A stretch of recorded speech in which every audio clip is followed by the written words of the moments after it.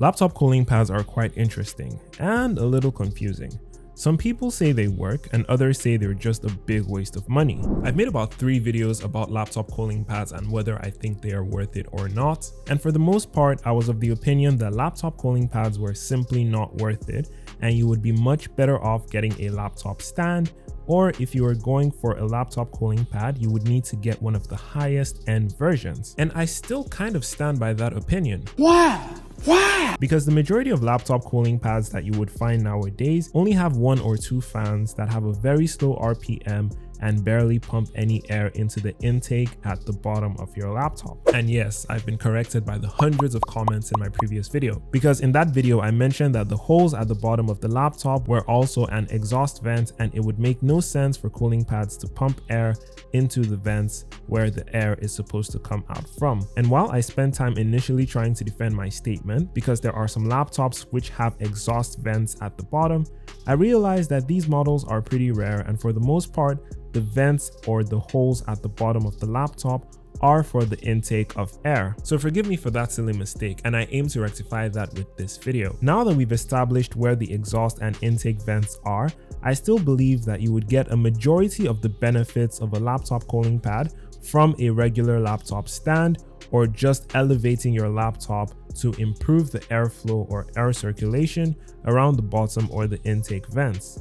Another big issue I had with laptop cooling pads was the fact that you would have to plug the cooling pad directly into your laptop, not only occupying one of your USB ports, but also drawing power from the laptop, causing the internal fans to rotate faster, thereby causing the laptop to heat up even more, negating the effect of the cooling pad. So at this point, you're probably wondering why I'm even making this video, because it seems like all I have to say is laptop cooling pads are ineffective and terrible. Well, I've actually been proven wrong, because I recently came across a cooling pad that addresses all of my concerns from the previous cooling pads that I have used. This is the Klim Everest. It's a pressure laptop cooler, meaning it uses the 2 fans located within the base of the cooler and a foam insulation pad to create a pressure chamber and force cool air into the intake vents located at the bottom of the laptop. It has adjustable fan speeds, a kickstand, and a ton of other features. And I know the most important thing you want to see right now is how effective this cooling pad is,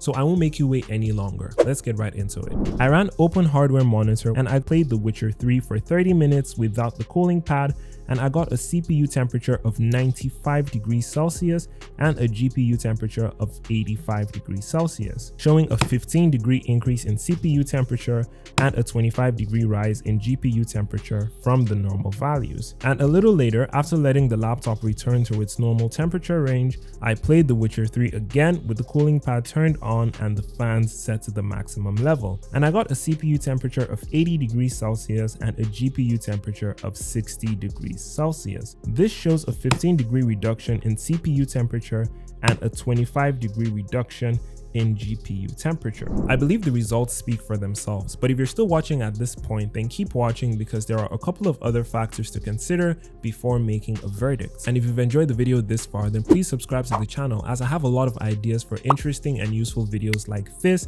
and I really would not want you to miss out on them. Okay, back to the Klim Everest. Let's take a look at what comes in the box. You get the quick guide manual, a nice black envelope containing some stickers, and a poster introducing the Klim team with a short comic behind it.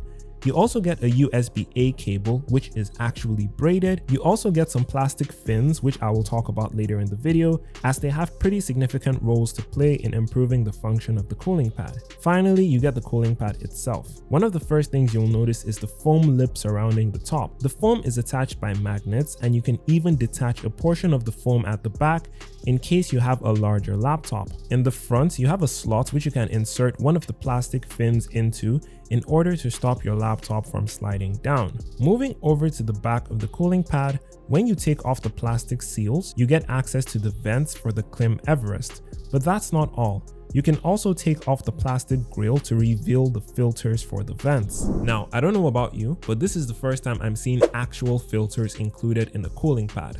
Very impressive stuff. The filters are removable, so you can take them out and clean them or replace them when they get dirty. There's also some RGB backlighting through the vents. In the middle of the intake vents, there are 2 USB ports, so you can replace whichever port is taken up if you plug the cooling pad into your laptop. But here's an even better idea. Rather than plugging the cooling pad directly into your laptop, causing it to draw power from the laptop, thus making the laptop run hotter, thereby negating the effect of the cooling pad. Your mouth is moving a lot like a rat. Yappa, yappa, yappa, yappa. Shut it, please. Anyway, if you have a cooling pad, just get a power brick and plug the cooling pad directly into an outlet. But back to the Klim Everest. You can attach the other 2 plastic fins we saw in the unboxing to the top of the vents, and these fins serve as a heat reflector to ensure that the hot air is actually pushed away from the laptop. Underneath the cooling pad, you also get adjustable legs, so you can set your laptop at any angle that's convenient for you. The legs are really strong and sturdy, so you don't have to worry about the cooling pad wobbling around. Once you plug in the cooling pad, you can then turn your attention to the little screen at the bottom and the 4 buttons beside it. The button at the right is the power button, so you just press that to turn on the cooling pad.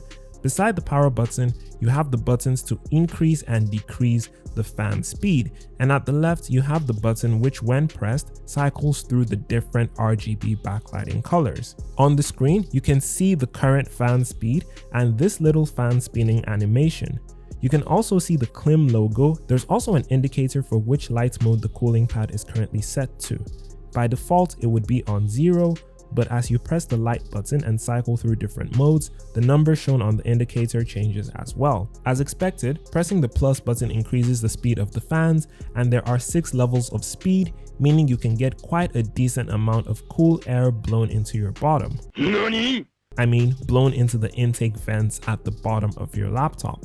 Also, pressing the minus button reduces the speed of the fans and makes the cooling pad significantly quieter. The fans are located in this chamber surrounded by the foam padding we saw earlier, and as you can see from how well the fans blow this piece of paper, they're actually quite strong. This is what you can expect from the fans on level 1 speed, and this is what you can expect from the fans on level 6. As for the noise, the foam padding helps with that by minimizing the space between the laptop and the cooling pad, leaving little to no room for air and by extension, sound to escape. Okay, now that we've gotten all of that out of the way, let's answer the question that actually brought about this entire video. Do cooling pads actually work? From a purely statistical point of view, you can see from the results of the tests that I carried out earlier that they are actually quite effective. However, stats aren't everything, are they? In all honesty, laptop cooling pads are most effective for people who carry out sustained graphically intensive activities on their devices, like long gaming sessions, 3D animation work, or video editing. Cooling pads might also be effective for those with older laptops suffering from overheating problems. However, for the vast majority of laptop users, a cooling pad might not be the solution that you need. Propping up your laptop on something to increase airflow, cleaning out the fans regularly, or just getting a laptop stand might all be feasible solutions that you can consider. They would certainly be better and more effective than spending money on a cheap, generic, ineffective cooling pad. But if you're a gamer, someone who works with 3D animations or video editing, or you just strongly believe you really need a laptop cooling pad to help manage your device's thermal throttling, then I think you should look no further than the Klim Everest. It's aesthetically pleasing, versatile, and most importantly, very effective. It also won't burn a hole in your wallet, as you can get it on Amazon for around $60 or even less if you're purchasing it around the holiday periods or on Black Friday. I really hope I've been able to do a bit of justice to this topic. Let me know your thoughts in the comment section below, and if you've been wondering which laptop I currently use, you can check that video out right here.